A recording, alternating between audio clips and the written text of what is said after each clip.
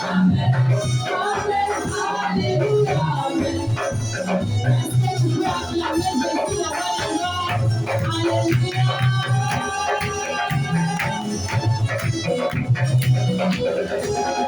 Amen, amen. Ça c'est mon corps et ce matin. Et au niveau du gouvernement, nous suffit en ce lieu. Seul toi, le roi des rois, Seigneur, mon Dieu, nous suffit en ce lieu. Si nous sommes là, ce n'est pas pour un homme, ce matin, mais c'est pour toi. Dans son émotion, dans sa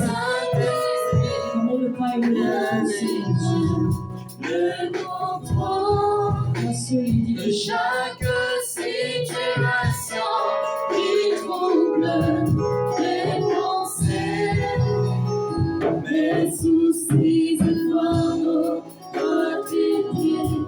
Je dépose tes griffes inondant de mon âme, Saint-Esprit, que ton Saint-Esprit vienne et prenne le contrôle de chaque situation qui trouble mes pensées, mes soucis et fardeaux à tes pieds. Je dépose toutes mes ressources, toutes mes besoins, inonde de mon cœur, Saint-Esprit, que ton Saint-Esprit, il y a les frères et les ce matin, de chaque situation qui trouble mes pensées, mes soucis et fardeaux à tes pieds. Je dépose en Jésus, Jésus.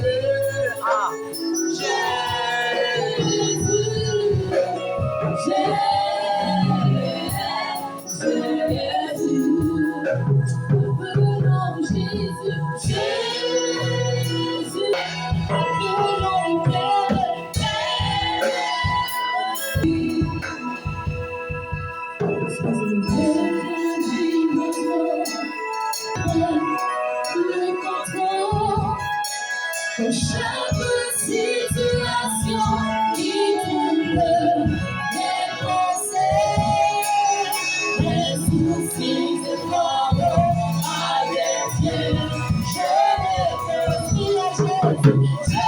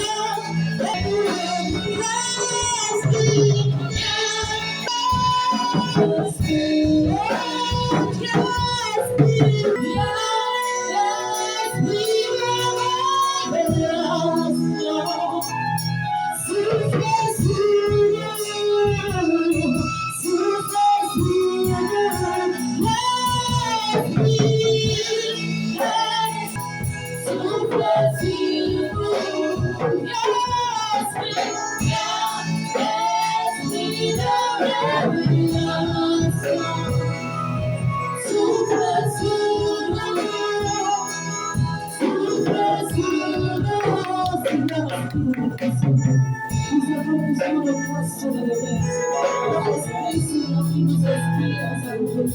Je ne vois rien que les cieux de sa volonté ce matin. Nous avons besoin de toi, béni Seigneur, nous devons encore agir ce matin. Seigneur, là où il y avait la faiblesse, que tu viens faire encore les douleurs de bien ce matin.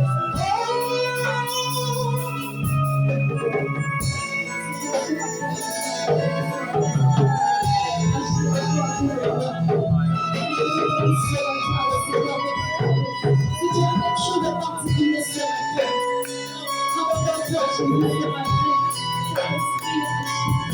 cet esprit fait que tu as décidé.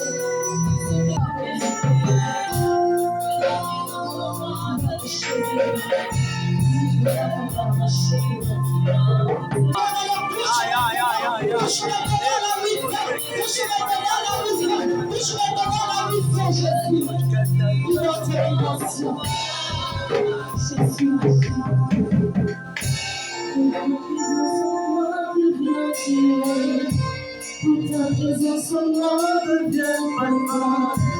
Je veux une autre dimension de toi.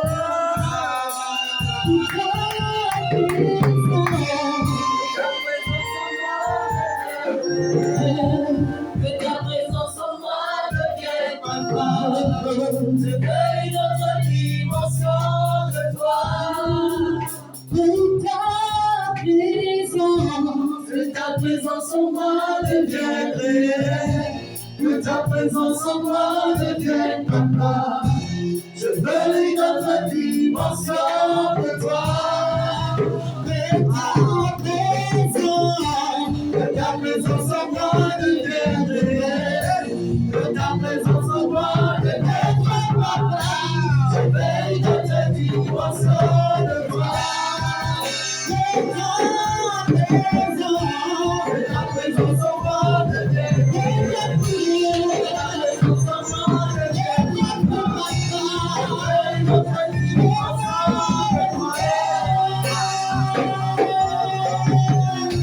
La dimension du toucher, la dimension de parler, la dimension de puissance, la dimension du toucher, la dimension de parler, la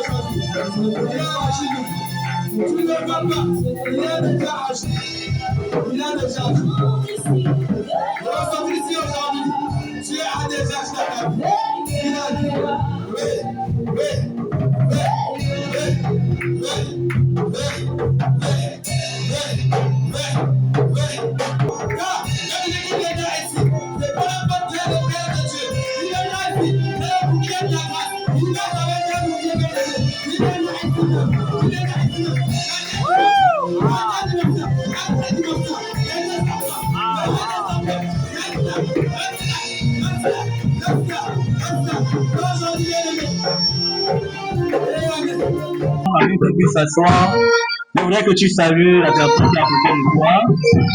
Devant, derrière, à gauche, à droite.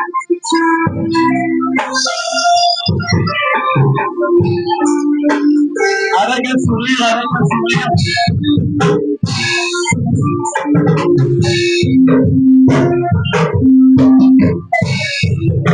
Je voudrais que tu puisses dire à cette personne, je suis fier d'être à côté de toi. Je suis fier d'être à côté d'une personne authentique. Je suis fier d'être assis à côté d'une personne remplie de richesses. Avec un sourire, je suis fier d'être avec une personne authentique. Waouh. Est-ce que tu peux également apprécier la beauté de la personne qui est à côté de toi? Tu peux dire quelque chose à ton frère? Il a dit une parole prophétique. Enchaîne. Pour les deux femmes, pour les Andéa, pour les frères, et nous verrons ensemble. Amen. Wow. Merci. Avant de s'asseoir, s'il vous plaît, je voudrais que nous puissions honorer 3 personnes. Premièrement, sinon 4. Je voudrais que vous puissiez acclamer le Seigneur pour vous. Acclamer le Seigneur pour vous.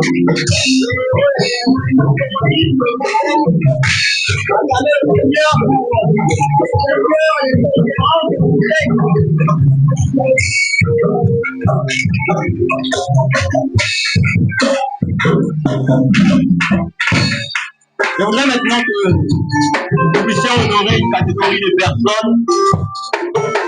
Est-ce qu'on peut acclamer pour les musiciens et les chanteurs ce matin?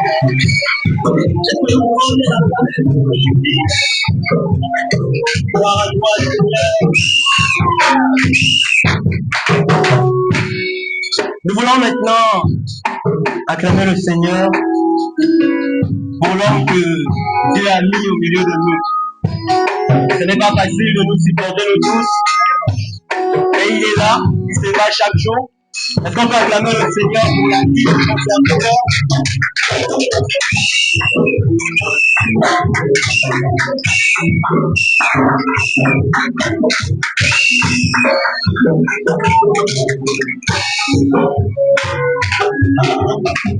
Eh bien, on a le meilleur pour la fin. Est-ce qu'on peut acclamer pour celui-là qui rend ces temps possibles? Est-ce qu'on peut acclamer pour la personne du Saint-Esprit? Il fait une mission et en Dieu. Il nous donne encore la grâce, la gloire et tout le vie. Est-ce qu'on peut acclamer?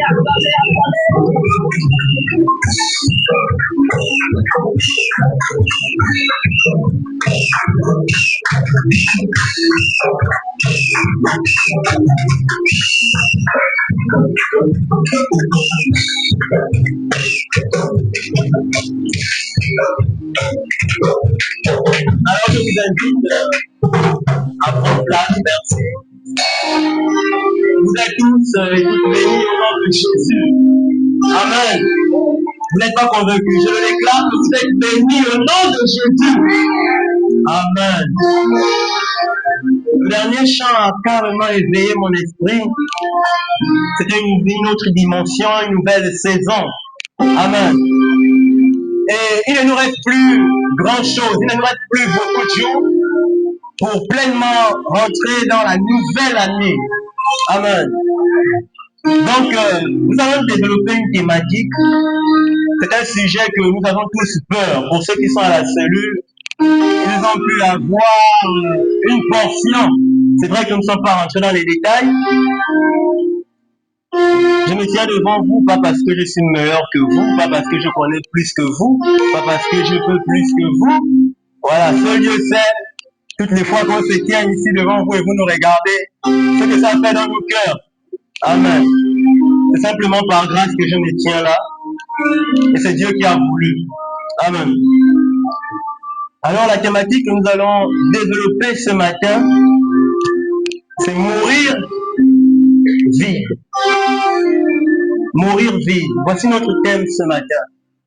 On a parlé d'une nouvelle, une autre saison. C'est aussi bien de rentrer dans cette saison et se vider. Avant, je me dire mourir riche. Et ça a changé au fur et à mesure. J'ai compris que nous ne devons pas chercher à mourir riche. On doit chercher à mourir vide. Et lorsqu'on parle de la mort, c'est un sujet assez particulier parce que c'est un sujet qui effraie tout le monde. Pourquoi on est tous effrayés? Parce qu'on a peur de l'inconnu. En fait, on ne sait pas. C'est vrai que nous, en Christ, on sait où on doit aller, mais il y a même des personnes en Christ qui ne savent pas. Et lorsqu'on parle de la mort, c'est quelque chose assez... En fait, c'est un sujet, je veux dire, qu'on garde parfois comme tabou. C'est un sujet qu'on n'ose pas en parler en famille, qu'on n'ose pas en parler dans la société, parce que c'est quand même la mort. Et la mort a plusieurs champs définitionnels. Mais j'ai cherché le plus facile. Il existe plusieurs types de morts et c'est vrai. Mais moi, la mort que je veux parler ce matin, c'est la mort physique. Amen. On va parler de la mort physique. Donc la mort qui se définit comme étant la cessation des organes, sinon la cessation d'une vie. Donc c'est ça la mort. Et si on parle de mourir vide, on doit comprendre qu'au-dedans de nous, nous sommes pleins. Nous sommes chargés. On va lire un texte. 2 Timothée, verset 4, sinon 2 Timothée, chapitre 4, à partir du verset 6 à 7.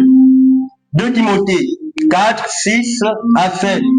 Car pour moi, je sers déjà de libation. Et le moment de mon départ approche.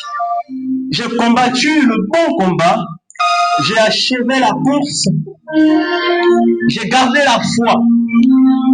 Je reprends 2 Timothée 4, 6 à 7. Donc 2 Timothée chapitre 4, verset 6 à 7. Car pour moi, je sers déjà de libation. Et le moment de mon départ approche. J'ai combattu le bon combat. J'ai achevé la course. J'ai gardé la foi. Et on connaît ici qui parle. Il y a un mot où j'étais obligé de chercher, c'est libation. Et d'après le dictionnaire, libation signifie jeter de l'eau, soit renverser de l'eau. En fait, c'est tout ce qui est liquide sur Dieu, sinon devant Dieu. Et ici, son serviteur, sinon l'apôtre Paul va dire, je sers déjà de libation. Je me suis déjà jeté. Je me suis déjà donné en sacrifice à Dieu. J'ai combattu le bon combat. J'ai achevé la course. Et j'ai gardé la foi. Il est important pour nous de savoir, je le dis généralement, que nous sommes encore sur cette terre, pas parce qu'on parle bien, pas parce que tu es dans une famille riche, pas parce que tu es d'une famille pauvre, pas parce que tu as des diplômes, pas parce que tu n'en as pas parce que tu travailles, pas parce que tu ne travailles pas. Si nous sommes encore là sur cette terre, c'est pour un but bien précis, bien défini par Dieu. Donc nous sommes là sur cette terre pour accomplir une mission purement divine que Dieu a prévue.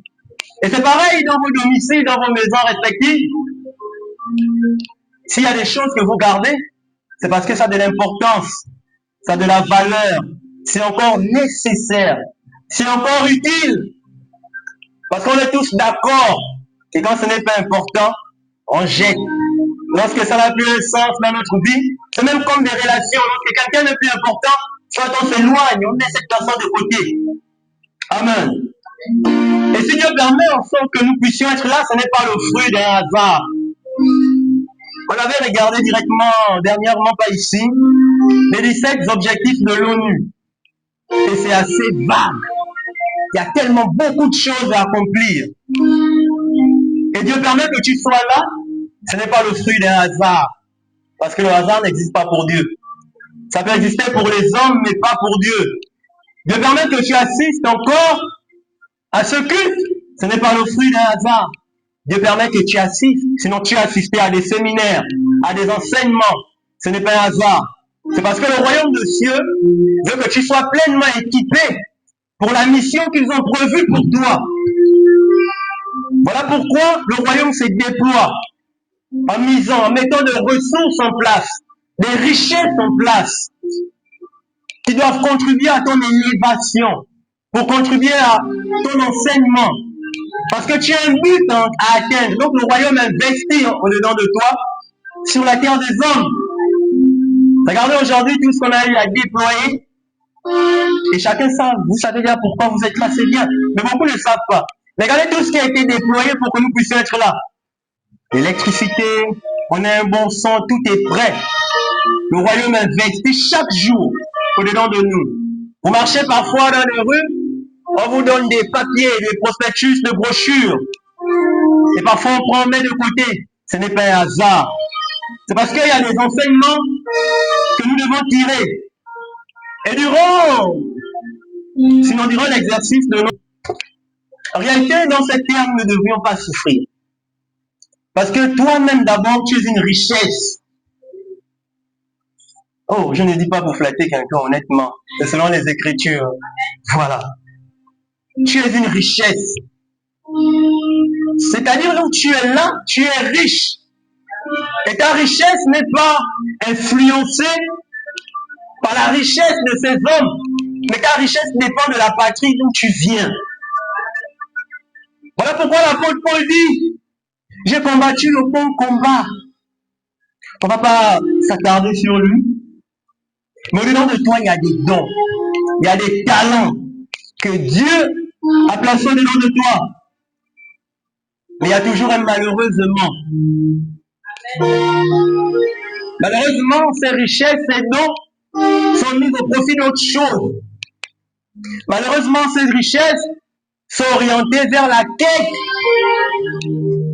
du travail, vers la quête du mariage, vers la quête de la prospérité. Dieu dit de toi que tu es déjà prospère. Mais ces richesses sont orientées vers autre chose, vers la distraction.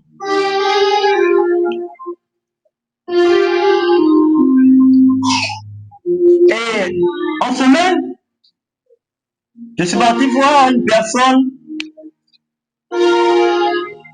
que j'estime pour moi est décédée, elle est morte remplie. Et ce qui est bien, c'est que nous tous ici, on part toujours là-bas. On a laissé des proches en semaine. Là à côté, je crois que on est venu encore pleurer d'autres personnes qui sont mortes plein, de manière prématurée. Et un homme, je l'ai dit à la cellule, qui est le docteur Miles Monroe, on nous pose la question de savoir, de nous dire l'endroit le plus riche de la terre. Parce que son interlocuteur, selon la personne qui pensait que la personne qui l'a interrogé avait déjà son idée à lui. Et lui, pour lui, c'était à Dubaï, parce que là-bas c'est tellement riche en termes d'immobilier. Mais ils ont été tous surpris de la réaction, sinon de la réponse du docteur, lorsqu'il a dit que pour lui, l'endroit le plus riche, c'est le cimetière. Et ils ont été tous surpris que comment pour lui, il va dire l'endroit le plus riche, c'est le cimetière. Et lorsqu'il va développer, ils vont se rendre compte que c'est la vérité. L'endroit le plus riche de la terre, c'est le cimetière. Ce n'est pas notre pétrole qu'on a, notre or, notre marbre, le bois, ce n'est pas ça. Mais l'endroit le plus riche de cette terre, c'est le cimetière. Parce que là-bas, il y a des hommes qui sont morts pleins. Donc on comprend maintenant pourquoi j'ai dit mourir vide. Est-ce qu'on comprend? Ce n'est pas pour influencer, mais c'est aussi l'objectif. De ramener quelqu'un sur la réalité. Tu vas faire un tour au cimetière, tu vas voir, c'est tellement impressionnant par l'architecture que les hommes ont mis en place. Tu as l'impression que c'est différent, c'est selon différentes classes. Tu vas voir, il y a d'autres qui sont en repos, à même le sol, il n'y a que la terre. Tu vas voir, il y a d'autres qui sont dans des maisons, jusqu'à il y a la porte, il y a l'électricité. Mais c'est l'endroit le plus riche. Parce qu'il y a des diplômés qui sont là-bas, ils dorment. Il y a des hommes d'affaires qui sont en train de dormir. Le projet que tu as, que tu transportes, d'autres ont réfléchi dessus avant toi. Mais ils sont en train de dormir. Ils n'ont pas eu le temps de mettre cela au profit. Ils n'ont pas eu l'action, le temps de réagir. Le mariage que tu cherches, d'autres l'ont cherché avant toi. Il y a des peintres qui dorment. Tout ce que tu cherches, tout ce que tu veux là, tu n'es pas le seul. D'autres ont eu cette révélation, mais ils sont en train de dormir. Ils sont en train encore d'enrichir le cimetière. Et aujourd'hui, Dieu nous a fait la grâce de nous tenir ici. Et d'autres sont partis, d'autres sont en train de partir à chaque heure, à chaque minute. Et ils vont avec les projets. C'est-à-dire si quelqu'un avait l'objectif de développer le secteur agricole du pays, d'autres avaient l'ambition de créer des emplois, ils partent avec. La question que j'ai envie de te poser, et je vais te poser cette question, c'est de savoir, est-ce que toi aussi, tu as envie de partir avec cette richesse-là, là-bas?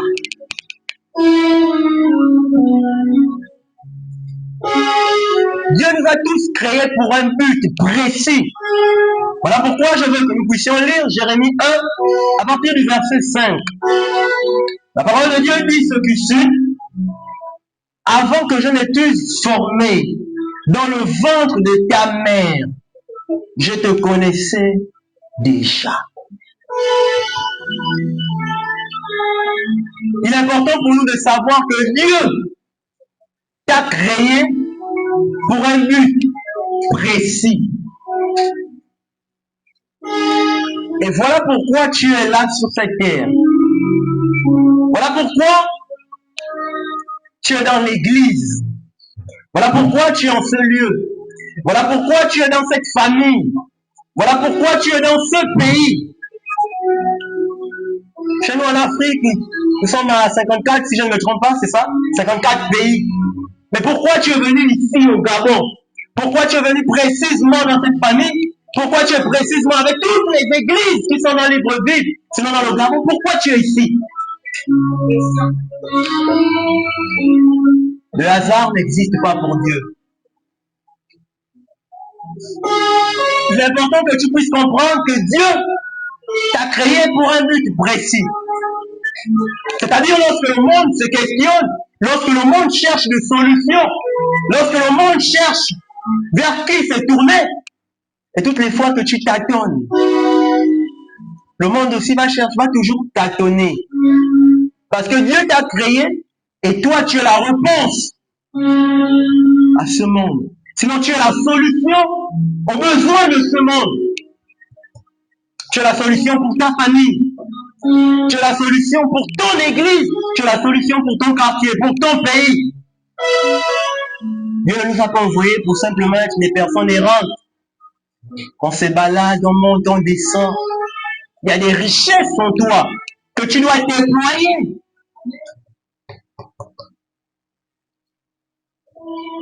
Amen. Amen. Et c'est ça. Il y a un but précis. Et les dons qu'il a mis en toi, les dons et les talents, doivent être pleinement exercés sur l'endroit que Dieu t'a positionné. Il va dire à Jérémie, avant que je ne t'eusse formé dans le ventre de ta mère, je te connaissais. Et la connaissance touche plusieurs domaines. Ce n'est pas une époque de je te connaissais du nom, que tu t'appelais Jérémie. Non. Ça touche plusieurs domaines, plusieurs plans de la vie. Et on te parle d'un Dieu qui a pris le temps de te façonner, de mettre les yeux ici, et lorsqu'il finit, il va dire c'est bon. Amen. Mais nous, lorsqu'on dit, ah, tu es comme ça, ah, tu es vilain, tu es comme ça, on accepte les paroles là. Dieu dit que c'est bon. Comme pour dire, la solution que j'ai créée pour ce monde est enfin prête. C'est important pour nous de comprendre que peut-être tu n'as plus de parents, peut-être tu n'as jamais connu ton père, peut-être tu as été abandonné, mais tu n'es pas le fruit d'un accident. Est-ce que tu peux le dire? Je ne suis pas le fruit d'un accident. Est-ce que tu peux bien le dire? Je ne suis pas le fruit d'un accident. Et c'est ça. Peu importe les circonstances qui ont permis ton arrivée, mais tu n'es pas le fruit d'un accident.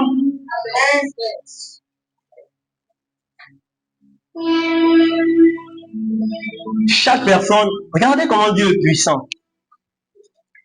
Nous avons tous notre empreinte digitale, c'est ça, non?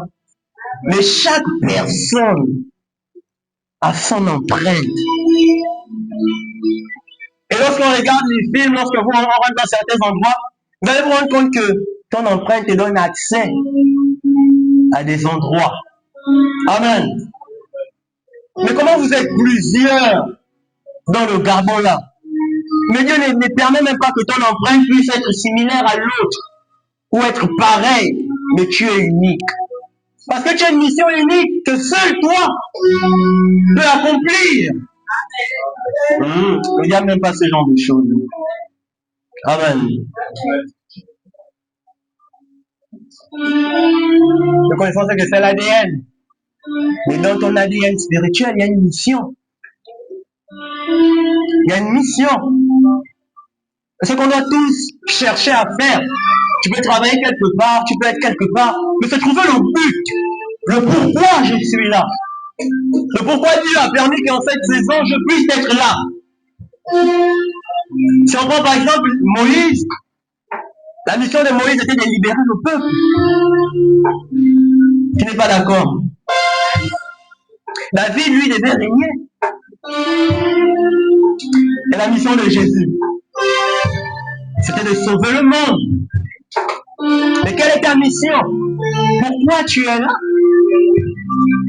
Généralement, on n'aime pas. Quand on n'aime pas, généralement, on aime parler lorsque quelqu'un vient faire quelque chose que nous, on ne peut pas faire. Mais lui, il fait sur son couloir. Il peut rater. On ne dit pas que ça va marcher aussitôt. Moi, généralement, toutes les fois que j'apprends, c'est en ratant. Je fais des erreurs, j'apprends de mes erreurs, ainsi de suite. Mais nous, au lieu de tourner nos regards sur celui qui a essayé et qui a raté, tournons nos regards sur notre but, notre objectif. Pourquoi je suis là? Qu'est-ce que je suis venu faire sur cette terre? Amen. Le musicien a joué. La note était bizarre. C'est sur son couloir.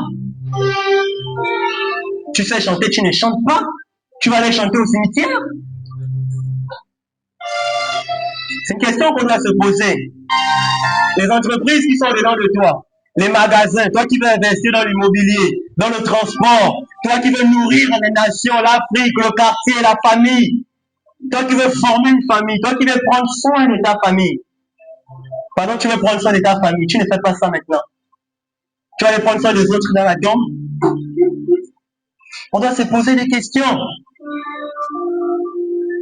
Il est important de savoir que toi aussi, tu as quelque chose à donner à ce monde. Voilà pourquoi le Seigneur nous dit, il nous appelle de toutes sortes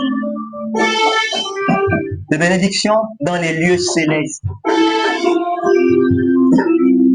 Frère, vous pouvez appuyer l'interrupteur là-bas. L'interrupteur au fond. Vous voyez comment nous sommes? Et c'est comme ça que nous sommes. Dieu te dit qu'au Sérail, il y a l'électricité. Mais toi, tu es là assis. Tu ne te lèves pas pour prendre possession de ce que Dieu t'a donné. Et nous pensons que Dieu va descendre, venir appuyer l'interrupteur. Vas-y, tu peux allumer, s'il te plaît. Qui va faire ça? Et on a des chrétiens aujourd'hui qui nagent dans ce que moi j'appelle personnellement l'évangile de la pauvreté. L'évangile où, en tant qu'enfant de Dieu, on vient auprès du Père comme des mendiants.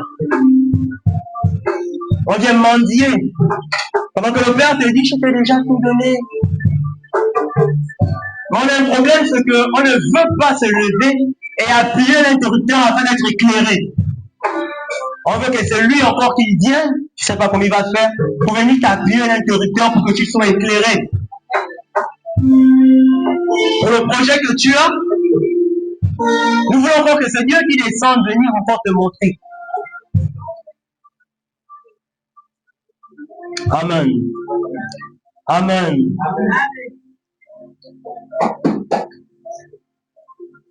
Bien. Il y a quelque chose que nous devons faire nous tous. Lorsque nous allons rentrer dans nos maisons, tu dois t'évaluer. Tu dois identifier tout ce que Dieu a mis au-dedans de toi quand tu te regardes.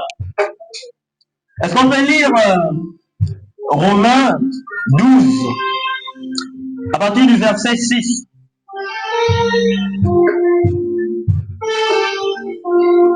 C'est déjà devant moi? Est-ce que vous êtes là à la page? Romains 12, verset 6. Il est écrit ce qui suit. Nous avons des dons différents, selon la grâce qui nous a été accordée. Maintenant, ma question est de savoir, est-ce que tu connais ton don? Est-ce que tu connais ton talent? Est-ce que tu connais ce que Dieu a mis au-dedans de toi? Est-ce qu'il y a quelque chose que quand toi tu fais, c'est-à-dire plusieurs peuvent faire ça, mais quand toi tu fais ça, en fait, il y a une différence. Nous devons identifier toutes ces choses. Tout à l'heure, nous allons voir en bas la parabole des dons et des talents.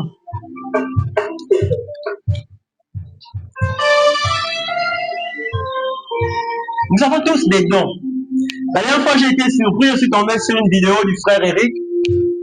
Et j'étais obligé d'enregistrer ça dans mon téléphone. Parce que ça m'a beaucoup marqué.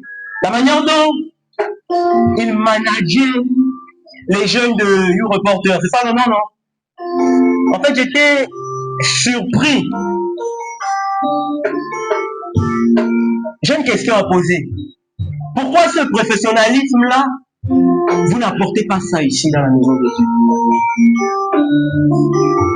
Pourquoi la manière dont vous êtes sérieux? Nous sommes sérieux dans ce qui concerne notre gagne-pain ou, je sais pas, nos établissements, nos universités. Nous n'amenons pas ça ici. Nous ne mettons pas ça au profit de l'œuvre de Dieu. Pourquoi la manière dont vous savez organiser les choses, organiser un mouvement, créer, bâtir, encourager, enseigner, fortifier, nous n'amenons pas ça ici. Nous mettons ça au profit du monde. Il y a des personnes qui savent encourager. C'est-à-dire, moi je peux t'encourager, mais quand lui t'encourage, c'est différent. Il y a des personnes qui savent très bien préparer. Toi, tu peux préparer. Mais quand la personne la prépare, c'est différent. C'est le jour et la nuit. Maman apporte ma liste. C'est très différent. Mais mettons ça au profit de l'Église. Mettons ça au profit de l'œuvre de Dieu. Tu es un bon gestionnaire, mais c'est au profit de l'œuvre de Dieu. Comme au passage, on a une très bonne gestionnaire ici, amen. Il faut savoir reconnaître la grâce des autres. C'est très important. Amen. Et c'est ça. Vous allez vous rendre compte qu'à l'école, on nous enseigne sur plusieurs matières. Même le monde a conscience de la valeur que tu es. On t'enseigne sur plusieurs matières. Pour au final, tu vas bien travailler qu'avec une seule. Qu'en est-il de tout ce que tu as appris là? Toutes les richesses qu'on t'a données là. Ce n'est pas un hasard.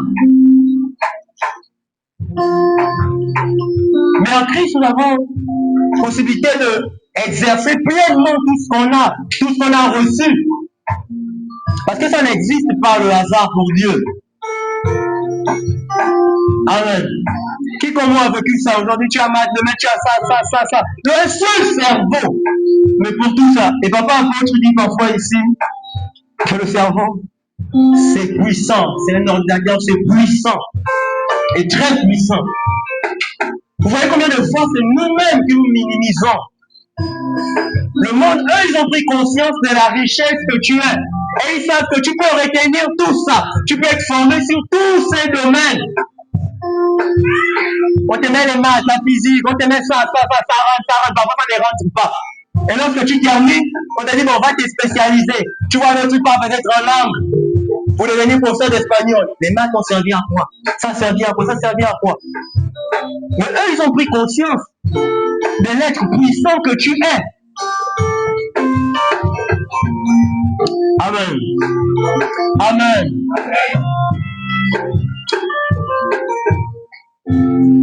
La Bible nous parle de plusieurs dons.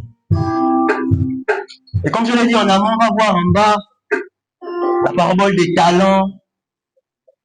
Donc, au sein de l'Église également, tu as ta partition. Comme je l'ai dit en amont, tu n'es pas ici, ce n'est pas un hasard. Tu ne fais pas jouer à ça, tu joues à ça, c'est pas le fruit de hasard. Tu sais faire ça, ce n'est pas un hasard. Et lorsque tu fais, fais-le bien. Ou bien tu vas aller enrichir le cimetière. C'est-à-dire tu es un très bon gestionnaire. Lorsque tu vas mourir, parce qu'on dit généralement les morts ne sont pas morts, tu vas aller encore là-bas, aller faire la gestion. Tu es un très bon dirigeant, tu vas aller diriger encore les autres cimetières. Tu devais bâtir tes boutiques, etc. pour recruter, embaucher. Pourquoi nous voulons seulement qu'on nous embauche ici? Tu as la grâce, tu as été embauché quelque part. Essaye aussi de créer pour embaucher d'autres. On doit aussi regarder notre manière de fonctionner. Amen. Lorsque vous prenez les Écritures, dans la Genèse, lorsque vous ouvrez, le premier verset, Dieu créa. On te parle que tu es le fils d'un Dieu qui crée. Tu es le fils d'un Dieu qui bâtit. Tu es le fils d'un Dieu qui innove. Tu es le fils de quelqu'un qui prend des initiatives.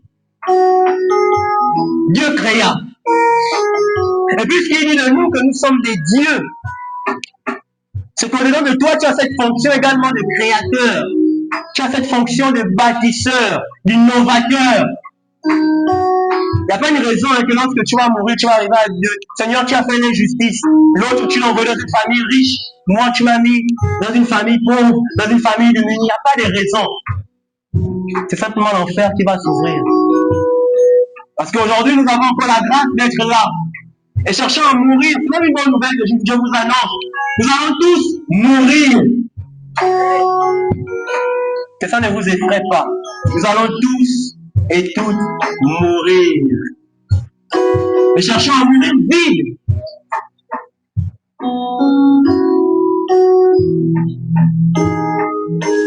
Nous allons voir les dangers de mourir plein. Nous voulons lire, je vais demander à quelqu'un de lire et je vais aller au fur et à mesure avec la lecture. Matthieu 25, à partir du verset 14 à 30. C'est quelqu'un à la page. Matthieu 25, Matthieu chapitre 25, verset 14 à 30. Nous sommes dans la parabole des talents.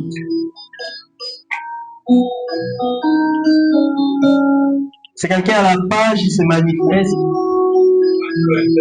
Verset 14. Il en sera comme d'un homme qui partant pour un voyage appelant ses serviteurs il leur remit les biens. Verset 4. Il donna 5 talents à l'un et à l'autre, et à un troisième, à chacun selon sa capacité. Et il partit. Verset 7. Aussitôt, celui qui avait reçu les 5 talents s'en alla, les fit valoir, et il gagna 5 autres talents. Verset 17. De même, celui qui avait reçu les 2 talents en gagna 2 autres. Verset 18. Celui qui en avait reçu qu'un alla faire un creux dans la terre et le cacha. Et cacha l'argent de son maître. Verset 19. Longtemps après le maître de ses serviteurs revint et leur fit rendre compte. Verset 20. Celui qui avait reçu 5 talents s'approcha et apportant 5 autres talents. Et il dit, Seigneur, tu m'as remis 5 talents. Voici, j'en ai gagné 5 autres. Verset 21. Son maître lui dit, c'est bien, bon et fidèle serviteur. Tu as été fidèle en peu de choses. Je te confierai beaucoup. Entre dans la joie de ton maître. Verset 22. Celui qui avait reçu les 2 talents s'approcha aussi. Et il dit, Seigneur, tu m'as remis 2 talents. Voici, j'en ai gagné 2 autres. Verset 23. Son maître lui dit, c'est bien, bon et fidèle serviteur. Tu as été fidèle en peu de choses. Je te confierai beaucoup. Entre dans la joie de ton maître. Verset 24. Celui qui n'avait reçu qu'un talent s'approcha au lui et il dit, Seigneur, je savais que tu es un homme dur, qui moissonne où il n'a pas semé, et qui amasse où il n'a pas vanné. Verset 25. J'ai eu peur, et je suis allé cacher ton talent dans la terre. Voici donc ce qui est à toi. Verset 26. Ton maître lui répondit, serviteur méchant et paresseux, tu savais que je moissonne où je n'ai pas semé et que j'amasse où je n'ai pas vanné. Verset 27. Il te fallait donc remettre mon argent au banquier et à mon retour, j'aurais retiré ce qui est à moi avec un intérêt. Verset 28. Ôtez-lui donc le talent et donnez-le à celui qui en a 10 talents. Verset 29. Car on donnera à celui qui a et sera dans l'abondance. Mais à celui qui n'en a pas, on ne fera même ce qu'il a. Verset 30. Et le serviteur inutile, jetez-le dans les ténèbres du dehors, où il y aura des pleurs et des grincements de dents. Amen. C'est les Écritures, hein, c'est clair. Dans notre texte, ils sont 3. 3 personnes qui ont reçu pleinement de richesses. Mais ici, dans ce monde, nous sommes plusieurs avec les richesses. Et les 2 premiers ont reçu pleinement leur récompense. Le Seigneur va dire de bons et fidèles serviteurs. Mais il y a un 3e. Le 3e a été rejeté. Serviteur mauvais et paresseux. Dieu ne te demande pas combien tu as reçu. Mais Dieu te demande ce que tu as fait avec ce qu'il t'a donné. Donc, vous voyez que Dieu t'a déjà donné et lui te demande ce que tu as fait. Qu'est-ce que tu fais de ce qu'il te donne, sinon de ce qu'il t'a donné? Tu utilises ça comment? Tu utilises ça où? Tu rentres où avec? Qui fréquente la grâce que Dieu t'a donnée? Qui manipule ça? Ça part au profit de quoi? Et l'autre il dit, serviteur mauvais et paresseux.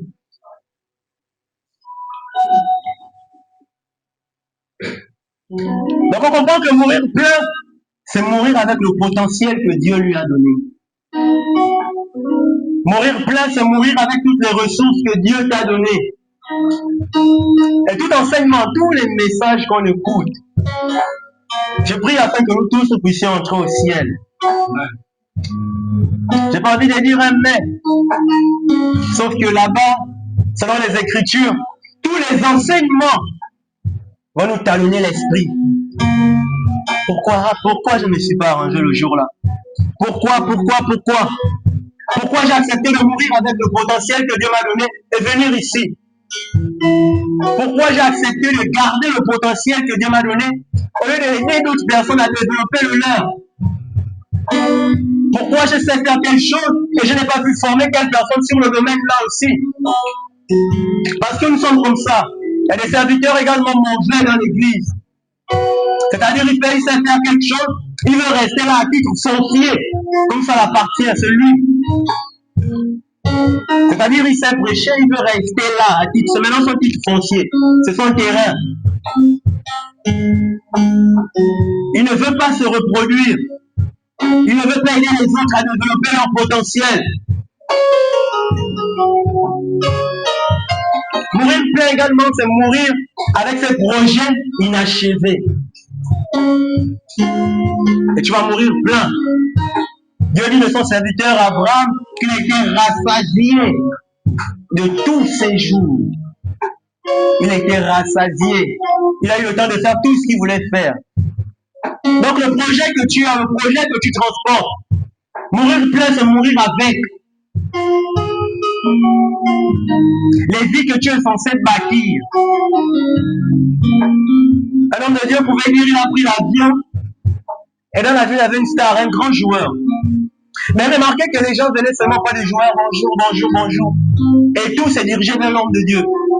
Et après, il allait chez lui, après une prière, Dieu lui a carrément révélé que, tu sais pourquoi ils sont venus chez toi? Parce que toi, tu as apporté quelque chose dans leur vie. Parce que toi, tu as bâti leur vie. Mais l'autre, il n'a pas fait ça.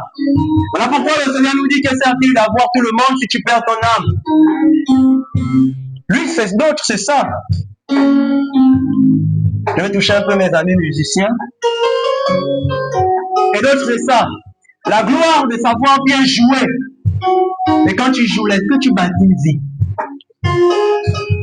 Quand tu chantes, est-ce que tu bâtis une vie? Quand tu prêches, est-ce qu'il y a une destinée qui peut changer? C'est le pourquoi de notre existence. Nous allons partir, nous allons laisser les vies inachevées. Nous allons partir les personnes que nous devions amener vers la lumière, ils vont pas rester. Nous allons partir les centres de réinsertion que nous devions créer, que tu dois créer, pour mettre la jeunesse qui se livre à la drogue, sinon les centres même de désintoxication, que tu dois bâtir. C'est pas quelqu'un, c'est pas un milliardaire, c'est toi d'abord. Tu vas partir, ce projet ne va jamais voir le jour. Et si on veut parler des projets personnels que tu as pour toi-même, tu vas quitter également cette terre. Plein, tu vas mourir. Mourir également, mourir plein, c'est partir sans laisser des traces. Je vous dis la vérité, dans nos familles, ne prenons pas d'abord les Écritures. Dans nos familles, il y a des oncles et des tantes que vous écoutez seulement le nom. C'est même à peine. Mais il y a d'autres que tu sens le fait de revenir parce qu'il a laissé quelque chose. Soit parce qu'il était la personne la plus influente de la famille. Donc, mourir plein, tu vas laisser quelle trace qui va nous faire repenser à toi. Lorsqu'on prend les Écritures, on regarde la généalogie de Jésus, on va se rendre compte qu'il y a des noms qui n'apparaissent même pas. Ça apparaît, en fait, c'est seulement une fois. On ne voit plus ça quelque part. Voilà des personnes qui n'ont pas laissé des traces. Tu as eu quelqu'un comme ça dans ta famille, ton oncle, ta tante, c'est pas un enfant qui est parti, qui n'a rien laissé, aucune trace. Nous n'avons déjà même oublié. C'est quand vous faites un tour à l'endroit le plus riche de la terre, on va te dire c'est la tombe desquelles. C'est où tu dis, ah ok, ah, c'est la tombe desquelles.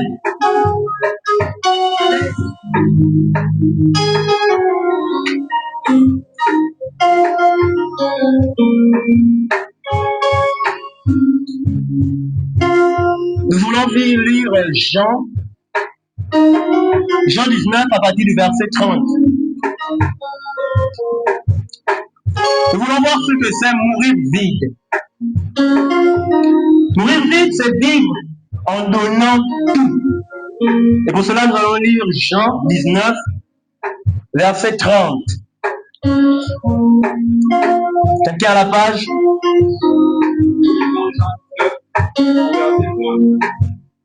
Verset 30. Quand j'ai vu du fruit le vinaigre, il dit, tout est accompli. Et descend la tête, il rendit l'esprit. Amen. Jésus dit, tout est accompli. Et on connaît le nombre d'années que Jésus a fait sur la terre. Qui connaît? Durant les 33 ans de Jésus sur la terre, il a guéri des malades, il a délivré, il a nourri, il a pardonné, il a aimé, il a fait tellement de choses, il a réconcilié, il a bâti les destinées, il a formé. Et après, il dit tout est accompli. Il a rendu l'âme. Tout est accompli. Il est parti. Si je dois poser une question, est-ce que nous pouvons dire aujourd'hui que tout est accompli, je peux maintenant partir? Une question personnelle, hein? Mais c'est comme si aussi tout peut être accompli, mais juste de partir. De même, l'apôtre Paul, on l'a lu plus haut, j'ai combattu le bon combat, j'ai achevé la course. Tout est accompli. Mais est-ce que nous, on a déjà commencé même notre course? Est-ce que nous, on a déjà commencé à travailler sur le domaine que Dieu a prévu pour vous? Est-ce que tu connais même le but de ta vie? Mourir vite, c'est pouvoir dire, j'ai tout fait, j'ai tout donné, j'ai transmis le dépôt que Dieu m'a confié. C'est ça, mourir vide.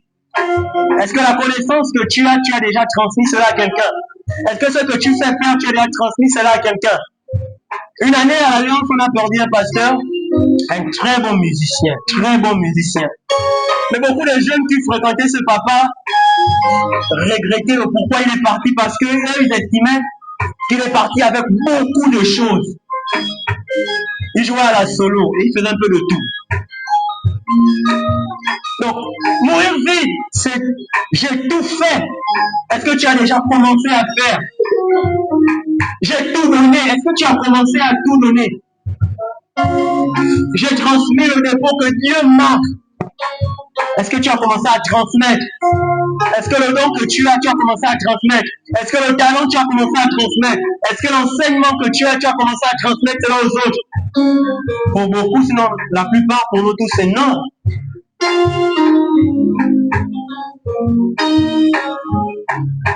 On va voir, je crois que je vais chuter par là. On va voir les caractéristiques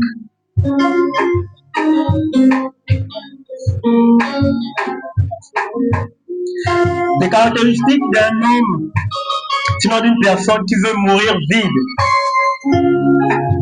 1. Elle vit avec un but. Une personne qui veut mourir vide, tu dois vivre avec un but. Également, elle sait le pourquoi elle est sur cette terre. Donc, elle vit avec un but et elle sait le pourquoi elle est sur cette terre. 2. Elle refuse la paresse et la procrastination. Et ça, c'est un combat que nous tous, on doit s'efforcer à mener. C'est-à-dire, si tu veux mourir vide, nous devons tous refuser la paresse et la procrastination. Procrastiner, c'est le fait de dire que bon, au lieu de faire ça aujourd'hui, je peux faire ça demain. Au lieu de commencer à aller prendre des renseignements, voir comment je vais pouvoir développer mon activité, je vais faire ça demain. Je vais aller voir tel demain. On m'a demandé d'apporter tel document. Je vais faire ça demain. On ramène toujours tout au demain, au demain, au demain. C'est ça la procrastination. Et on nous dit une personne qui veut mourir vite doit refuser de procrastiner, doit refuser de mettre ça au lendemain.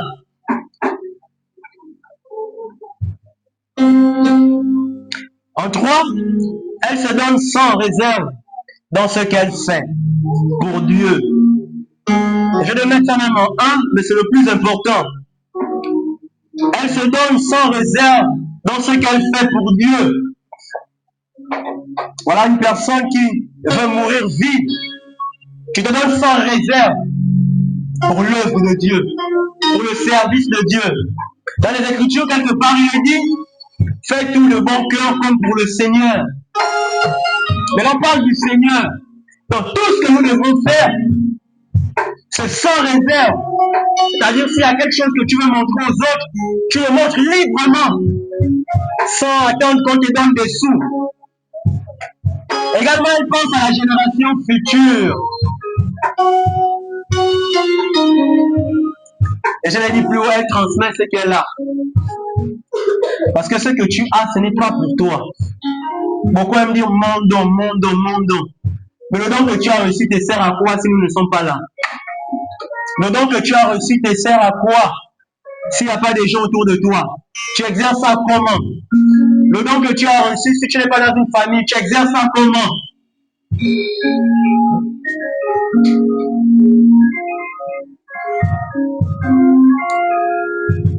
Jacques 4, à partir du verset 14, vous ne savez pas ce qui arrivera demain. Car, qu'est-ce que votre vie? Votre vie n'est qu'une vapeur qui paraît peu de temps et disparaît. Je vais finir avec ce passage. Jacques 4, verset 14. Vous ne savez pas ce qui arrivera demain, car qu'est-ce que votre vie? Vous n'êtes qu'une vapeur qui paraît pour un peu de temps et qui ensuite disparaît.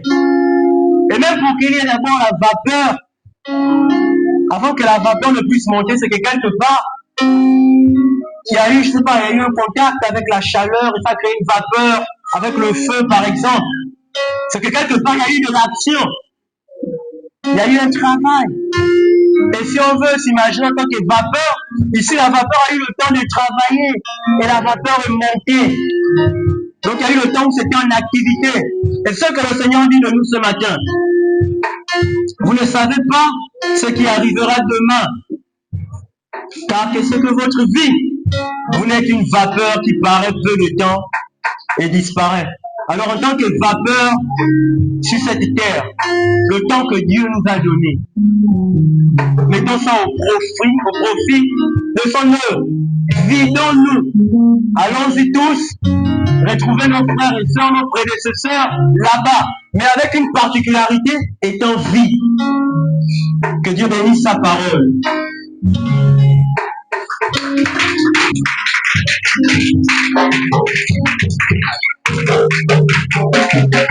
Merci.